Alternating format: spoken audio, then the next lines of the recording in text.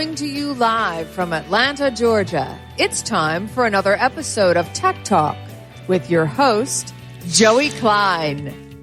Welcome, everyone. All right, we have a healthcare IT episode of Tech Talk today. We're going to be chatting with Dana Weeks, the CEO of MedTrans Go. Dana, how are you today? I'm doing well, thank you. Excellent. Okay, well, normally we have 2 or 3 guests on this show, but we have a very special show where we have you all to ourselves. So we are totally focused on MedTrans Go. We'll get to deep probing questions later on, but just for someone who's just tuning in and wants a sense of what is MedTrans Go, high level, what does the company do? What is your mission?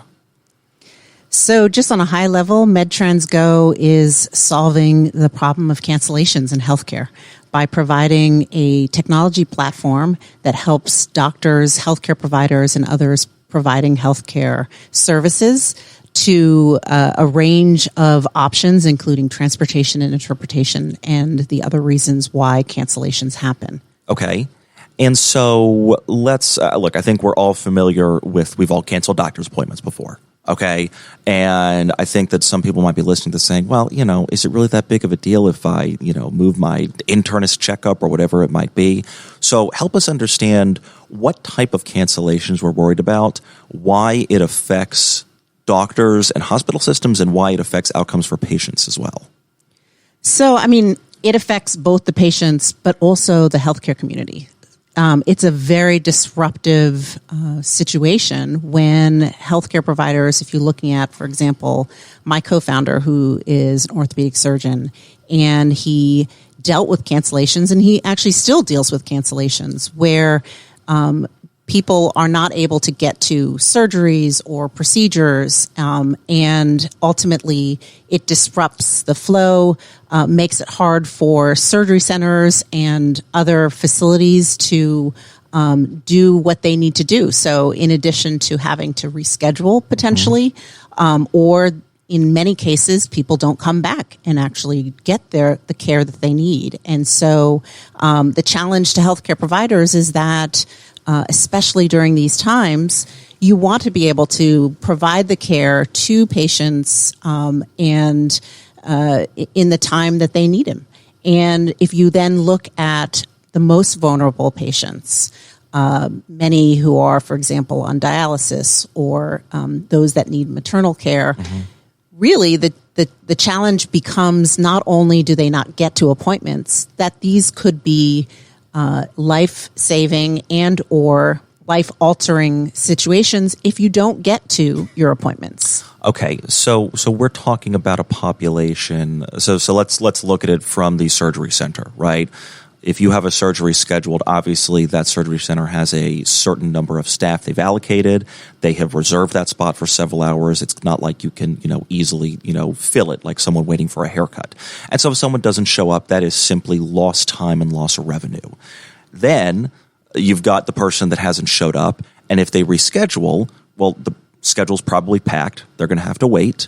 Situation might get worse.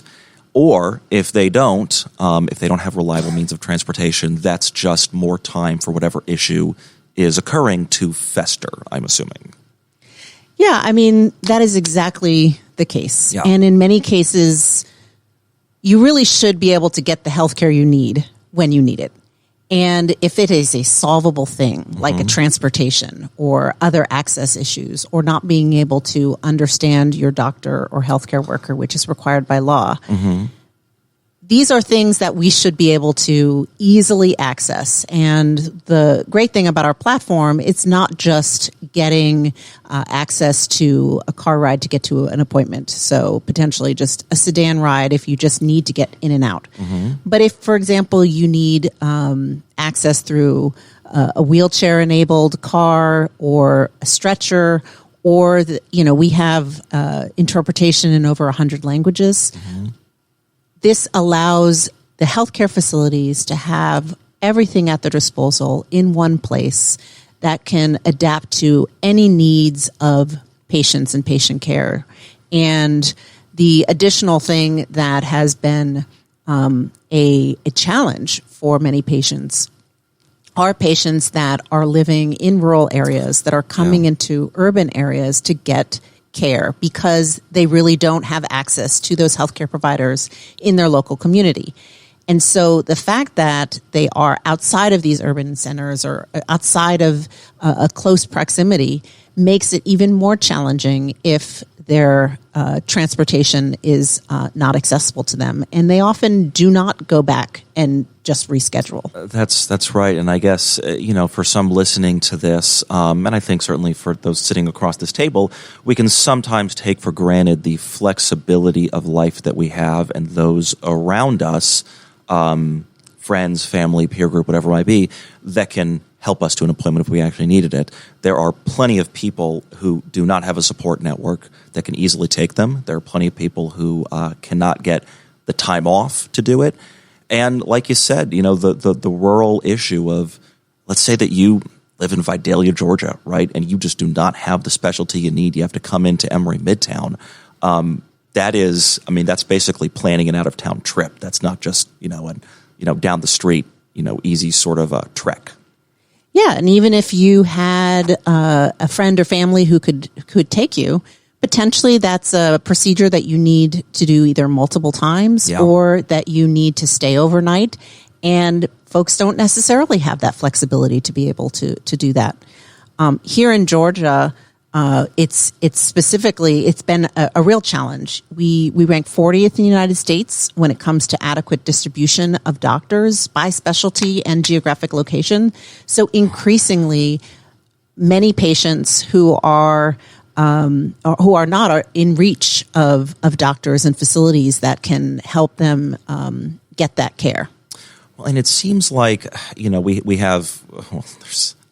We have an urban-rural divide in this country. There's plenty of places that could go that we're not going to talk about on this podcast. But let's think about it. You could essentially transplant that situation onto any state, right? Absolutely. At the end of the day, yes, states are different, but most of them look like 1 to 3 maybe large metropolitan centers and then a bunch of areas spread out. And increasingly, if you're a talented physician, are you going to go for the big city job or the small rural community that might be shrinking? And so in a world in which we have rural communities which either are staying the same or declining, then how do you get people access to the right healthcare they need? So, okay, I obviously totally get why this is needed. Let's back up a little bit, okay, and talk about how did you discover that this was a problem and that you were the one to solve it?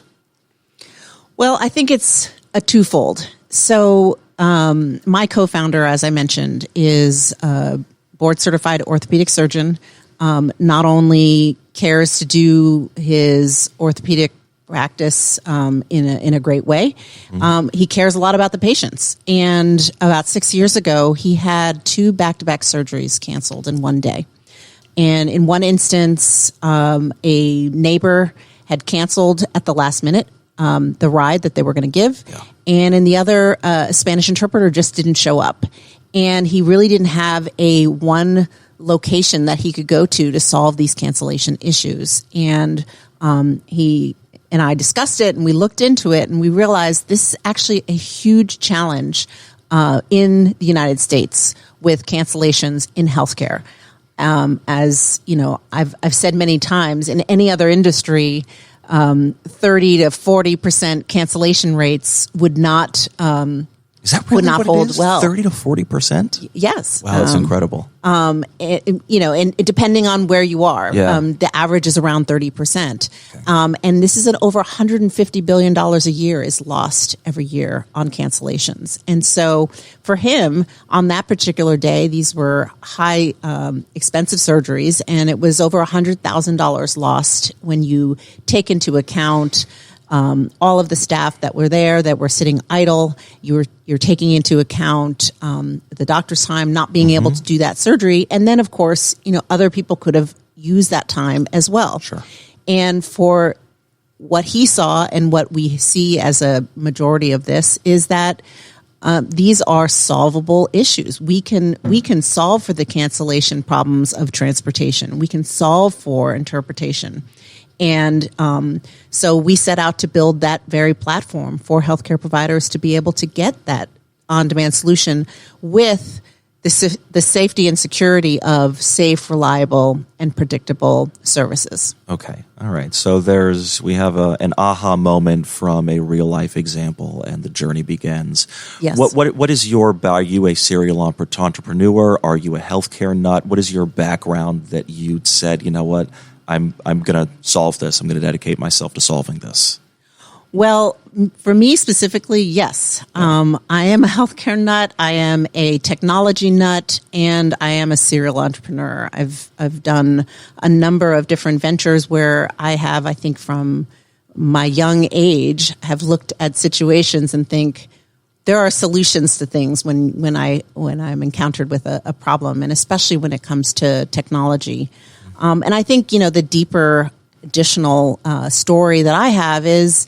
My mom, about 12 years ago now, was diagnosed with breast cancer, and she needed a series of radiation and then chemotherapy appointments, but she lived in New York. I live in Georgia.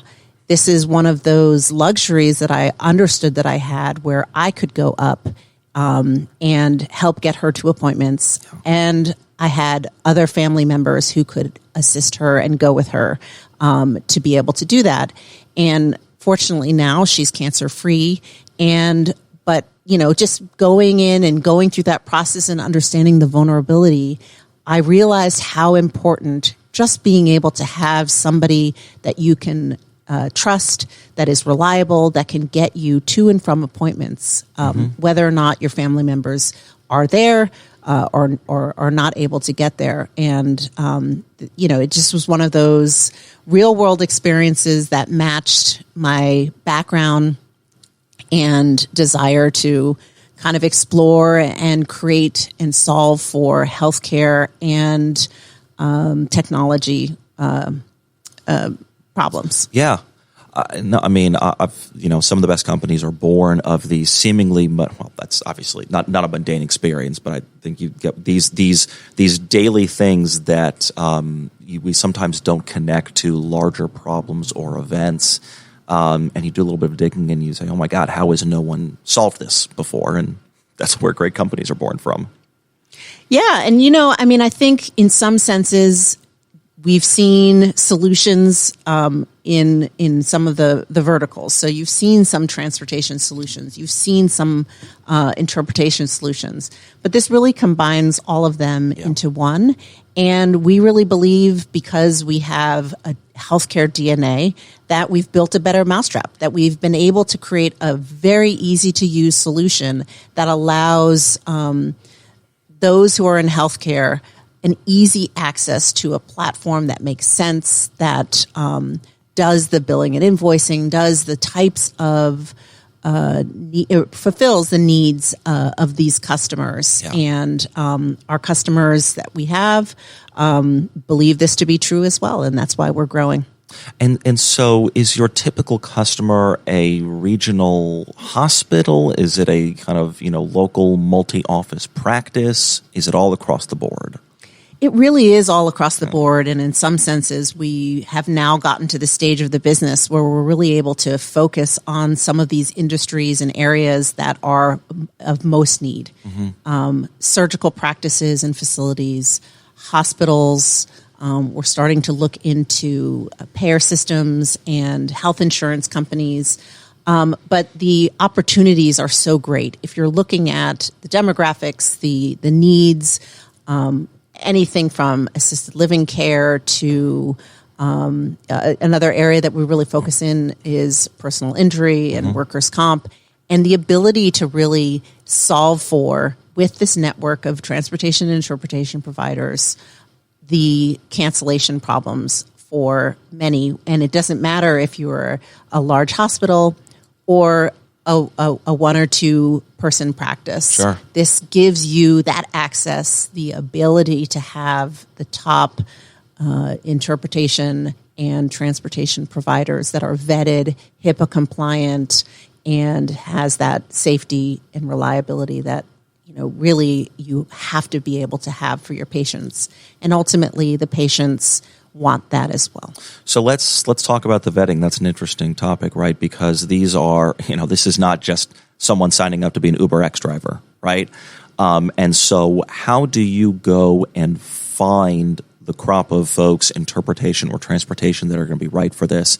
What sort of checks do you undergo to make sure that they're the right partners? So on the transportation side, we have a 10-point certification that they requires from everything from background checks to the HIPAA compliance to just a minimum age of those drivers. And then we continue to do compliance so that we ensure that they have that, as well as insurance requirements. And that's for mainly non-emergency medical transportation providers. We realize it's a fragmented market, and they fulfill a need, especially when it comes to wheelchair and stretcher, where you don't necessarily need an ambulance, but you definitely don't need a taxi that will drop you off at the curb or down the street. Sure. However, we want to be able to provide all different options. And so we have a partnership with Lyft where we also, if you only really need a curb-to-curb solution, that we have access to those as well. But it allows, our platform allows you to be matched with the right type of service. That's very cool. So let's, I'm curious about the economics. Is this a SaaS license where someone's paying a healthcare system or doctors paying a monthly fee to use it? Is this something where sort of per ride or per transportation session, for lack of a better term, you're taking a piece of the fee? How does that work? Yeah, the revenue model is really transactional, although we do have a subscription based so that you are able to access our platform. But that subscription is waived. The fee is waived if you reach a certain threshold of transactions. Sure. Okay. So you're going to let's take your orthopedic surgeon example, right? Orthopedic surgery center. There's 4 offices in a metro area, and as long as they can provide the requisite volume of transactions, essentially, you're making enough off of that a license fee from them isn't really necessary. And of course, from their mind, they're saving all this money in wasted no shows. Yeah, absolutely. Yeah. And really, the other part about our platform is we developed a video interpretation platform to be able to provide American Sign Language interpretation to our clients who needed it. And it was in the middle of March of 2020 that we were launching it, and the timing from a healthcare perspective couldn't have been better. Yeah. As that time was becoming one where all these facilities were closing, telemedicine was becoming increasingly used and utilized overnight. And so in some senses, it really boosted the healthcare industry's comfort with using technology solutions, and then finding that the technology solutions in some senses can complement what they are doing in person, but also be a very viable option. And so having a telemedicine platform that allows for an interpreter to also be on there in this number of languages that you need turned out to be a really great access point that people wanted to be able to have this subscription model, just to have that platform if there's a closure for a week, if potentially a patient gets sick with COVID, sure, and so you have to switch that online.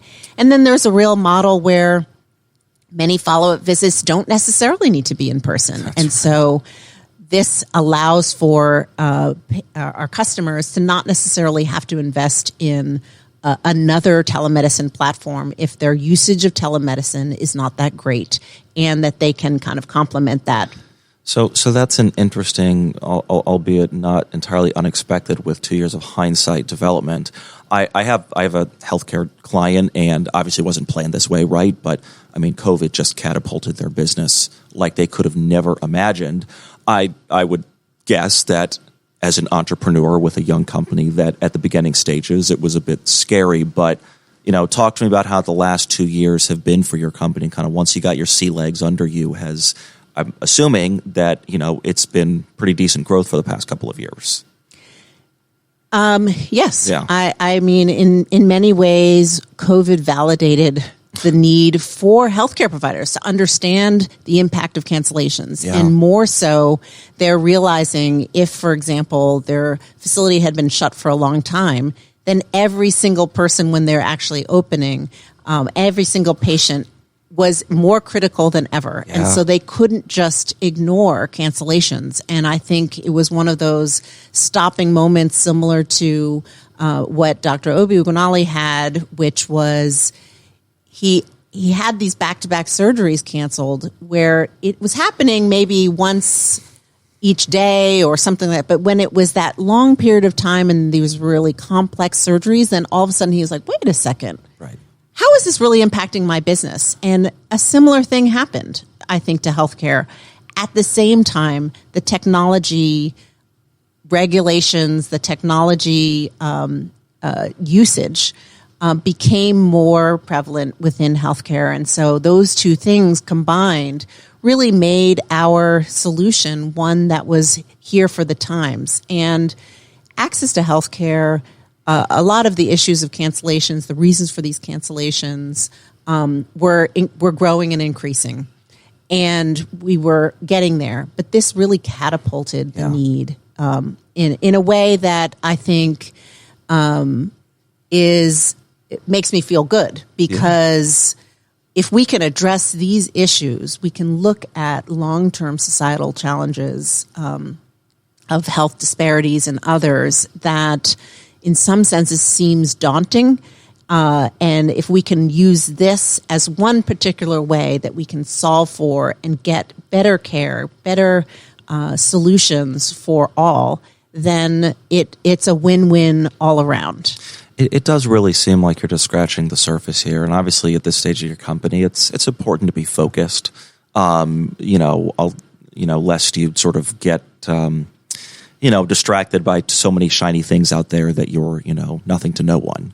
But I'm curious about the go-to-market strategy at this point. Has this been a referral doctor network? Has this been an outbound sales team? What does the next 12 to 24 months look like from a growth perspective, both, pulling people in and kind of, pushing out? So we really have seen how many opportunities there are. And so we're really looking at data and looking at especially our presence here in the Southeast and Georgia to find those right models and to look at the areas to go to first. And, we've discovered a number of those areas and really want to focus on them here in Georgia and then replicate it. I mean, we're in 11 states, okay. But our strong presence and growth in terms of our go-to-market strategy is here in the Southeast because we can expand in different types of surgical facilities. So to your question, we have a sales team. We actually have a strong customer success team. And a lot of that is sort of matching. Not only do we want to have the sales to get agreements in place, but to actually have them use us, especially given that it's a transactional model. And I think that the opportunities are growing. And we get a lot of referrals even from our current customers. And that has been another really great advantage. Yeah, from a geographic standpoint, again, it's just the universe is so wide. Are you prioritizing going really deep into the states in which you are operating, or at this point, it's let's get a toehold in as many states as possible, and then we can kind of dig in, past the surface from there? We really have remained true to that focused approach. Okay. But we have been able to explore new opportunities because we have customers who have a strong presence here in Georgia that are national. And they say, okay, well, we love what we're doing here with you in Georgia. Can you set up a network in Massachusetts? Can you set up a network in Colorado? And we've been able to be successful in that. But one of the exciting parts about having a double-sided marketplace in having to find matching service providers of transporters and interpreters to those clients is that it's kind of a lever. It's a balancing act. So you have the demand, then you have the supply, and then once you have the supply, you want to find more demand. So in many ways, it's a great way to continue to feed back into what you have. And so that's where having that focused approach is good, so that if we've built up our network of transporters in the Houston area, for example, then we are now looking at getting more clients in that area because it will feed onto each other. I have always been fascinated by companies that have this unique marketing, well, you can call it a challenge or an opportunity depending upon your mindset, where you're sort of B2B to C. Your product is touching both a business and a consumer. And in addition to that, you, of course, have a network effect that you have to be concerned with. And finding that equilibrium is, and like there's no question here. It's more just, it is a very complicated balance and challenge. And I imagine that it is, intellectually rigorous as well as, somewhat, it's hard. It's hard to get right, I imagine. It's hard to get right, but when we're talking about healthcare, it's a lot easier. And my background is in marketing and in management. So in some senses, this is, for me, really fun. Yeah. Because you have the opportunity to impact not only the healthcare community, but you have the opportunity to impact and disrupt the non-emergency medical transportation market. You have the opportunity to disrupt interpretation and the interpretation market. And the need is so there. And so being able to connect those who need those services, those who need the business, with the right patients, the right customers, it's a win-win for everybody. So if you came back here in 12 months and we were to sit down and say, what has happened in the last 12 months? What has changed with MedTrans Go? What are the top couple of, whatever, choose 1, 2, 3, however many you want, that you want to be able to say you have accomplished, product, funding, team, whatever it might be, in the next 12 months? Well, in the next 12 months, we are looking to go bigger and scale more. And a lot of that has to do with some of the customers that are in our pipeline. We are about to close a big hospital deal, and we will be looking at and talking to a couple of insurance companies and payer systems. And the ability to adapt our technology to these larger customers is in the pipeline. We have a number of compliance upgrades, SOC 2 compliance, others that will make our platform easily plugged into some of the larger systems. And we see that as tremendous opportunity to not just continue to see the growth that we're seeing, but really accelerate that growth and seize upon a real need. And in talking to those that are in our pipeline, they see how our product can really help them reduce costs, increase revenue, help provide better patient care, help in terms of hospitals, really make the process more efficient. Yeah, I mean, as I'm thinking about this, okay, so I've heard of transportation, matchers is not the right term, but I've heard of companies that can help augment transportation, right? I've heard of companies that can do some interpretation work. I've never heard of a company before that really focuses on no-shows. Is there really anything out there, one, that focuses as much on cancellations, and two, combines all of these things together? I don't know one that combines all of these things together. Yeah. But there are definitely folks who are looking at no-shows in a number of different ways. I mean, there are other ways that to look at it, but transportation and interpretation are the two number one reasons why cancellations in healthcare happen. Over 54% of cancellations are due to those two reasons. Mm-hmm. And so that's why we focus on them. And in many ways, people who are not necessarily in healthcare, they're like, well, that's an interesting marriage. Why would you have interpretation and transportation? They seem so dissimilar. However, for a healthcare provider, that are increasingly taxed, burdened, busy, tired, with potential staff transitions, they really need an all-encompassing solution that it doesn't matter what the patient is at the cause of that cancellation. We have an easy solution that's all combined into one. Well, and I imagine that there is a decent, so if you take the whole pie of cancellations, right, there is, I'm going to guess, some significant minority for whom both the translation as well as transportation are acute issues, right? You've got some folks that, it's an either or, but I imagine the population that you see that is vulnerable to this sort of thing, there's going to be a decent number of folks in there that need both of those and more.